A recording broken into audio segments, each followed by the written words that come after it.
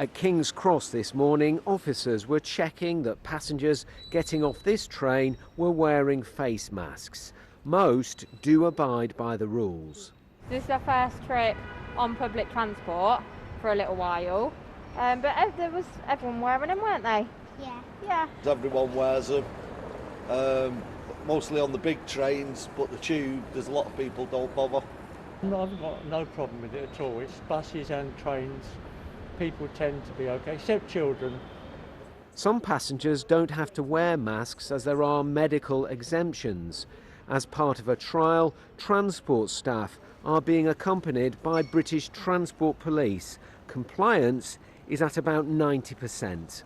In terms of enforcement, which is a matter for the British Transport Police, we've been working with them. We've been having patrols out on our trains and on our stations, talking to people, particularly if they're not wearing a mask to start with. And what we've found is that the vast majority of people who aren't wearing a mask, once you remind them of it, they may be a little bit embarrassed, they may be being a little bit lazy, but the vast majority of people put their mask on, and that means they can go about their journey.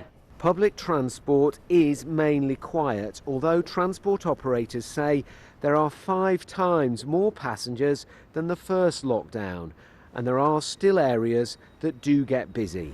The advice at the moment is if you have to travel, then try and reduce the number of journeys and travel during the quiet times.